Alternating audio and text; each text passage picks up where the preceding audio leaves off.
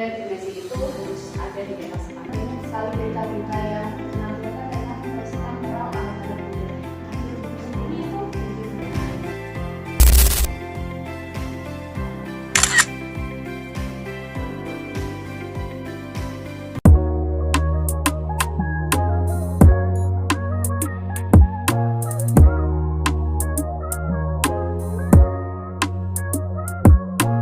Halo Sobat Natakala, selamat datang di Momen Bersejarah. Ini dia episode perdana dari Natakala. Saya Rena. Dan saya Zara, senang sekali akhirnya bisa menyapa teman-teman semua. Nah, pada episode kali ini kami akan membahas tema yang sangat spesial dalam rangka Hari Guru Nasional. Dengan mengangkat tema refleksi Hari Guru Nasional 2025 yang berjudul Kenapa Guru Hebat adalah Pembelajar yang Berdampak dan Kontributif.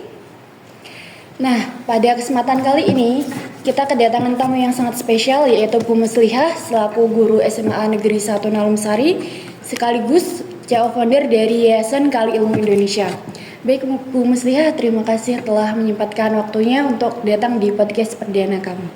terima kasih juga Kak Rena, Kak Zahra, selamat siang. Suatu kehormatan bagi saya bisa hadir di sini, apalagi ini podcast perdana ya. Tadi malam saya dihubungin sama tim, Ibu mohon berkenan bisa hadir untuk podcast perdana kita. Wah, itu suatu kehormatan bagi saya.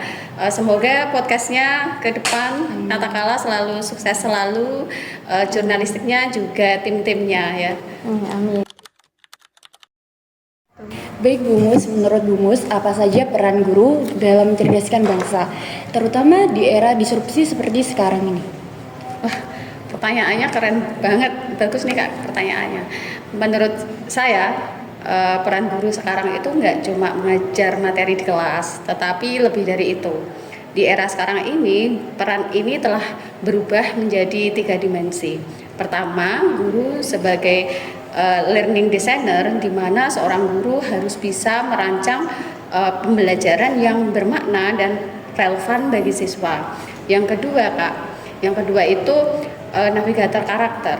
Jadi guru itu nggak hanya mengajar materi di kelas, tetapi bagaimana guru itu dapat menumbuhkan soft skill dan juga integritas moral kepada siswanya, dan ini penting banget untuk masa depan mereka. Dan yang ketiga adalah akselerator dampak. Bagaimana seorang guru itu percaya bahwa ilmu yang disampaikan kepada siswanya itu bermanfaat bagi dirinya dan dapat berkontribusi untuk masyarakat dan lingkungan sekitar. Wah, ternyata peran guru di zaman sekarang tidak hanya menjadi mendidik murid di kelas ya, tapi juga sebagai learning designer, navigator karakter, Iya, terus betul. akselerator dampak. Ya, betul sekali kayak gitu. Baik, terima kasih untuk tanggapannya Bu Mus. Langsung saja kita masuk ke pertanyaan yang selanjutnya. Bagaimana perbedaan perilaku siswa dulu dan masa kini? Dan bagaimana cara ibu untuk menyesuaikan cara didik agar tetap relevan? Perbedaan siswa dulu dan sekarang dan bagaimana saya mengadaptasinya. Oke. Menurut saya kalau siswa dulu dengan sekarang itu sangat berbeda. Kalau sekarang itu siswa cenderung digital native ya, di mana mereka itu kan dapat mengakses internet secara cepat ya. Iya. Tetapi juga cenderung cepat bosan juga fokusnya. Nah, di sini guru bagaimana beradaptasi? Guru harus pintar-pintar membuat bahan materi pembelajaran yang diferensiasi, yang berbeda-beda sesuai dengan kebutuhan masing-masing. Nah, selain itu materi yang disampaikan juga harus mendalam dan diperlukan juga kayak kolaborasi melalui proyek-proyek yang bisa membangkitkan kemampuan mereka dalam memecahkan masalah dunia nyata. Jadi perbedaannya lebih ke fokus dan gaya belajar kalau menurut saya. Memang itu karena internet sekarang sudah gampang untuk dijangkau ya, Bu. Iya, itu. Kemudian menanggapi sekarang banyak sekali berita-berita yang menampilkan tentang kemerosotan moral anak-anak muda. Nah, menurut Bu Mus sendiri itu bagaimana? menurut saya kemerosotan moral anak muda sekarang itu disebabkan oleh dua hal. Yang pertama krisis identitas diri, yang kedua itu tidak adanya teladan yang otentik bagi mereka.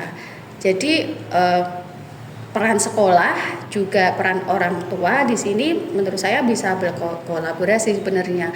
Jadi di sekolah bagaimana sekolah itu bisa memberikan ruang yang aman dan nyaman bagi setiap warga sekolah terutama siswa ya. Kemudian di rumah, orang tua tidak hanya memberi contoh kepada anaknya, tapi bagaimana orang tua betul-betul bisa menjadi contoh dan teladan bagi anak-anaknya. Nah, disinilah pentingnya kolaborasi antara sekolah juga orang tua untuk mengatasi moral generasi sekarang.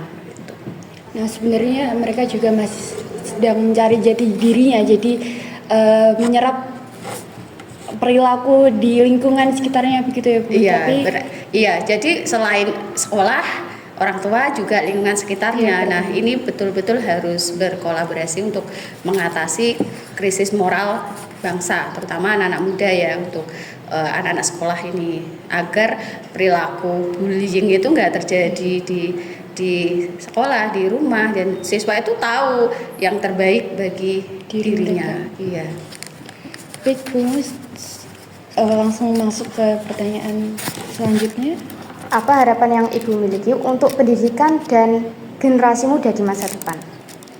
Untuk pendidikan kita, harapan saya adalah kita bisa betul-betul merasakan pendidikan yang memerdekakan, ya, di mana guru-guru di Indonesia itu mau untuk terus belajar, mengupgrade diri, belajar ilmu bukan untuk memperkaya ilmu, tetapi kalau mereka paham sesuatu, mengerti sesuatu, kemudian untuk diterapkan kepada orang lain, berdampak dan berkontribusi untuk orang lain.